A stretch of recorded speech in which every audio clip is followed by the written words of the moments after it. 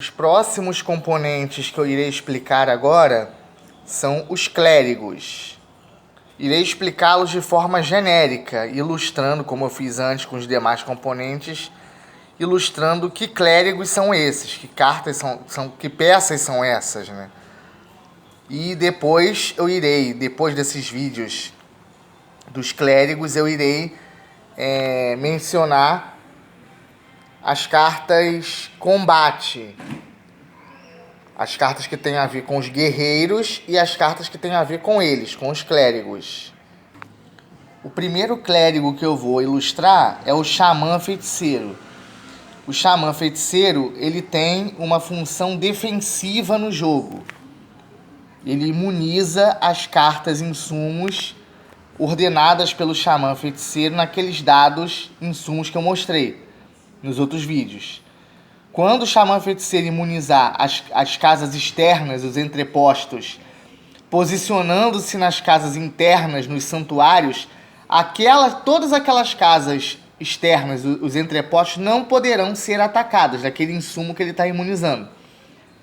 Ao lado do xamã feiticeiro, eu estou colocando aí o amuleto de guerra, porque é ele que autoriza, através desse amuleto de guerra, a entrada dos sumos sacerdotes à batalha. Através da ativação, ou seja, da forma como o amuleto de guerra está virado para cima, é que ele autoriza os sumos sacerdotes a adentrarem as batalhas. Os próximos componentes são os sacerdotes. Sacerdotes malauaques, sacerdote do insumo milho e cereais, sacerdote do insumo água potável, sacerdote do insumo caça e pesca, sacerdote do insumo frutas e ervas. Este tile é o marcador de vitórias, de conquistas dos clérigos, tanto dos sumos sacerdotes quanto dos sacerdotes que eu irei explicar mais adiante. Esse preto é para demarcar as cartas que foram utilizadas para a construção dos templos. E esse colorido é para demarcar apenas as cartas conquistadas, que não foram utilizadas para templos. A mesma coisa tem a tribo Maribuia. Os sacerdotes de milho e cereais, de água potável, de caça e pesca, de frutas e ervas, o tile marcador que foi usado para a construção dos templos e o tile marcador das conquistas dos clérigos. Maçores, a mesma coisa, sacerdote do milho e cereais, sacerdote do água potável, sacerdote do caça e pesca. Aliás, sacerdote não, sumo sacerdote. Essas peças maiores são os sumos sacerdotes. Sumo sacerdote do frutas e ervas, o tile marcador de construção de templo e o tile marcador de cartas conquistadas pelos clérigos. E a tribo malaicanos, os sumos sacerdotes, milho e cereais, água potável, caça e pesca, frutas e ervas, o tile de conquista de clérigos que foram utilizados para a construção dos templos, na cor preta, e o tile na cor da etnia, que são usados para demarcar as cartas que foram conquistadas pelos clérigos. Os sumos sacerdotes conquistarão cartas de forma direta. Eles irão para a batalha por causa dessa autorização conferida pelo xamã feiticeiro a eles, utilizando os amuletos de guerra, quando estes estiverem ativados. Já os sacerdotes que estarão dentro dos templos, dentro dos santuários, são as casas internas, estes participarão das batalhas de forma indireta. Agora, os sacerdotes dos insumos. Cada insumo vai contar com 2 sacerdotes protegendo as casas internas, os santuários. Os dois sacerdotes do insumo caça e pesca da tribo Malauaque, os 2 sacerdotes do insumo frutas e ervas da tribo Malauaque, os 2 sacerdotes do insumo água potável da tribo Malawak e os 2 sacerdotes do insumo milho e cereais da tribo Malawak.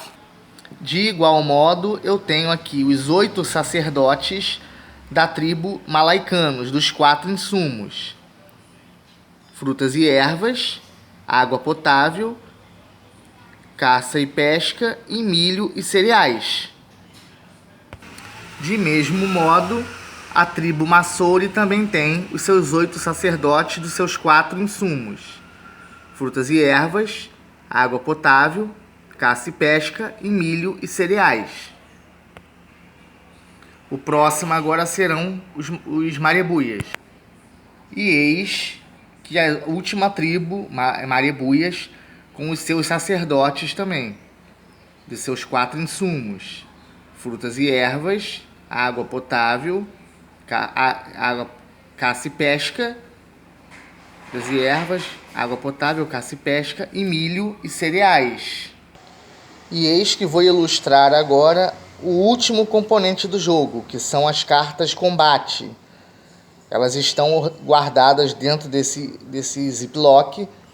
Eu tirarei de dentro dele e mostrarei de forma genérica cada um dos tipos das cartas.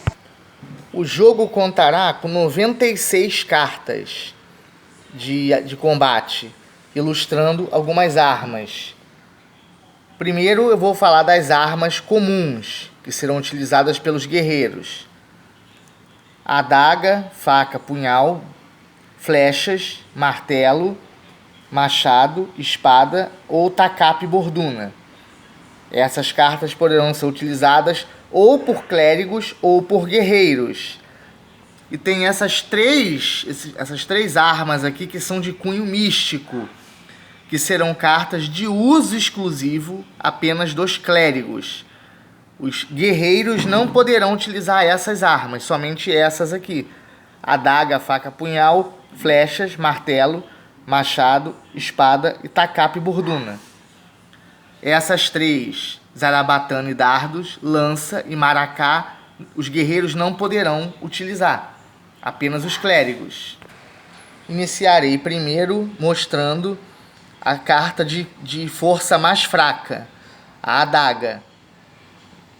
A adaga corresponde à força 1.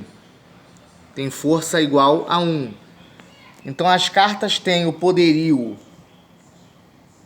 de combate para a carta 1 ou 6, que é 1 para os guerreiros, mas é 6 para os clérigos. A carta de força 2, 5, 2 para os guerreiros e 5 para os clérigos. A força 3, 4, 3 para os guerreiros e 4 para os clérigos. A força 4, 3, 4 para os guerreiros e 3 para os clérigos.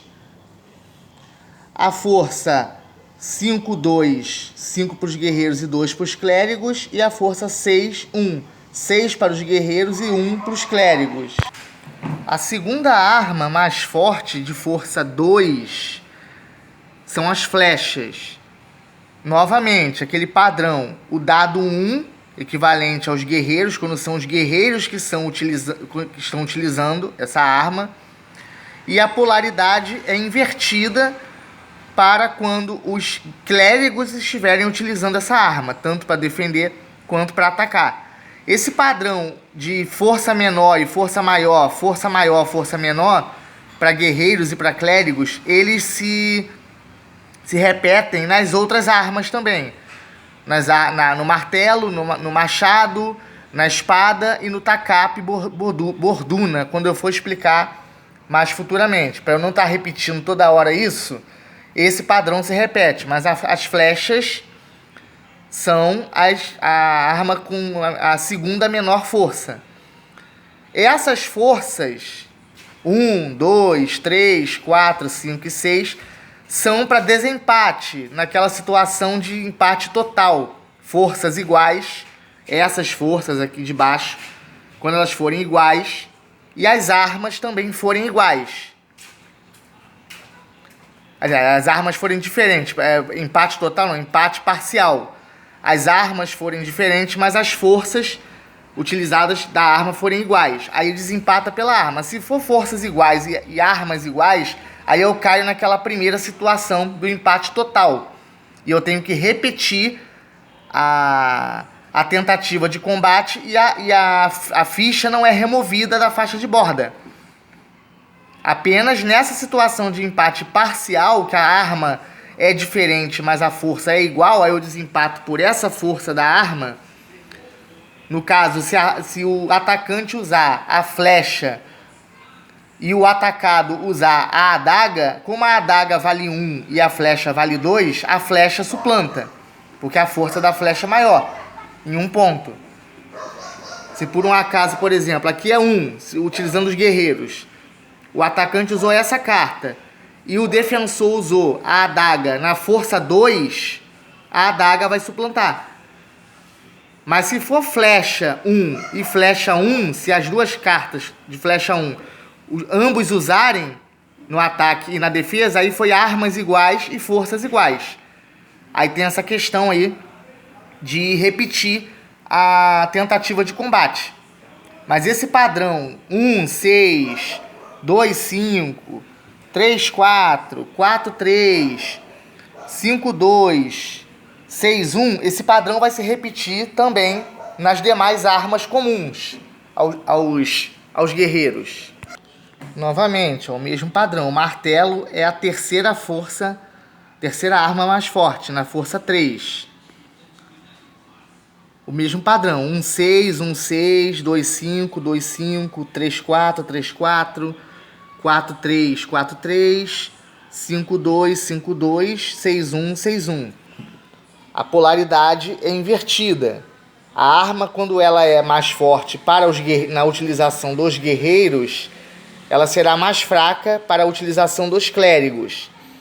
Quando a força for maior na utilização dos clérigos, ela será mais fraca para os guerreiros. Aqui no caso, a carta 1, 6, o dado branco é o guerreiro, ele está na força 1. Mas na força máxima, se essa carta for utilizada, é os clérigos. Olha lá, o 2, para os guerreiros, na força 2, o dado branco. Mas ela vale 5 se ela for utilizada por clérigos.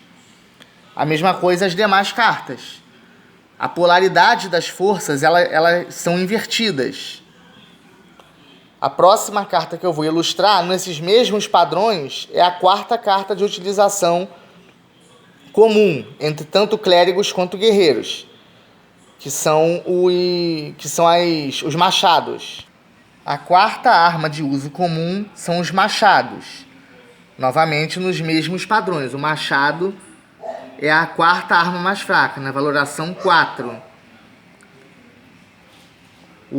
As forças dos guerreiros e dos clérigos com as suas polaridades invertidas de utilização. A quinta arma mais forte é a espada, na valoração 5, e repetindo os mesmos padrões de força invertida, de polaridade invertida. 1, 6... Cadê? 6, 1. Eu posicionei errado, mas tudo bem. 1, 6. 1, 6. 6, 1. 2, 5. 5, 2. 3, 4. 4, 3. A mesma polaridade invertida das forças, quando utilizadas pelos guerreiros e quando utilizadas pelos clérigos. E a última arma de uso comum são os tacapes ou bordunas. Tanto faz, eu posso chamar como um ou como outro. Na força 6, é a arma mais forte que tem dentre as 6 utilizadas de uso comum. Na mesma polarização invertida. 1, 6... 6, 1, 2, 5 e 5, 2, 3, 4, E 4-3. As próximas armas que eu irei ilustrar serão as armas relacionadas aos clérigos, com conotação mística, e elas têm algumas propriedades especiais que eu irei pormenorizar. Mas farei isso no próximo vídeo, não nesse aqui.